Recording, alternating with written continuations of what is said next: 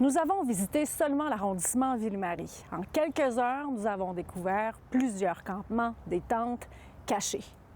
Ben, c'est compliqué de vivre là-dedans.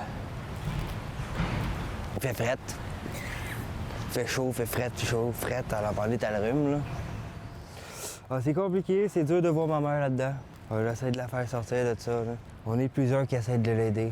En particulier cette année, les personnes en situation d'itinérance cherchent des endroits presque invisibles.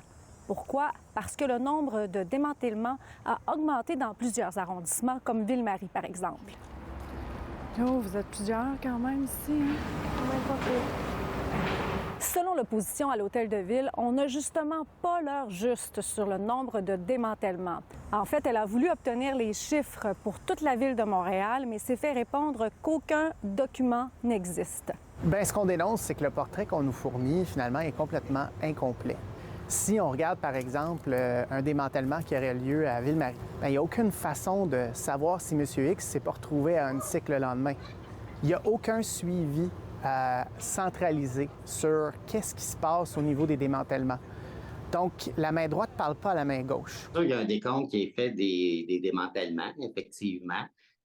Comme je vous dis, on ne met pas d'équipe sur la route. Il y a des travailleurs de rue, évidemment, qui rencontrent ces gens-là. Je pense que les travailleurs de rue sillonnent les terrains. Puis il faut aussi, je ne sais pas quel campement vous avez vu, mais il y a beaucoup de terrains qui appartiennent au gouvernement du Québec à Montréal. Donc, à ce moment-là, c'est les autorités provinciales. Si c'est un propriétaire privé, bien souvent, c'est un appel au 911, tout ça. Alors, c'est pas uniforme, toute cette question-là. Et comme je vous dis, le but n'est pas de les compter. Je pense que l'important, c'est de voir comment on peut agir. Ici, en bordure d'une artère principale, plusieurs hommes en situation d'itinérance se sont regroupés.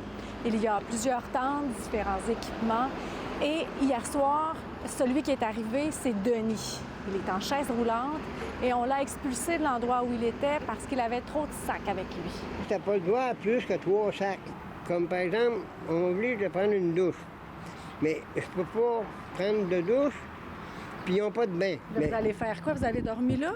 Bien, ce soir, oui, j'ai dormi là hier soir. Encore cet hiver, on va être pris avec un scénario où est-ce que, par exemple, au complexe Guy Favreau, bien, leur date d'échéance, c'est fin octobre, c'est maintenant. Si ces gens-là, à 30 jours près, ne savent même pas où ils vont être relocalisés, qu'est-ce que ça vous dit? Ça vous dit que l'option qu'ils ont, c'est quoi? C'est aller vous chercher une tente puis aller vous camper pour à moins 10. Nous, la Ville, on collabore très étroitement avec eux pour trouver des locaux. Donc, je m'attends dans les prochains jours, dans les prochaines semaines, à ce que le réseau de la santé nous confirme le plan hivernal. Pour l'hiver, vous avez l'intention? De m'acheter une tente assez grande pour que moi je puisse embarquer avec ma chaise roulante. Et puis, on va s'organiser avec un système de chauffage à gaz, là, à propane, là, pour être en chaleur.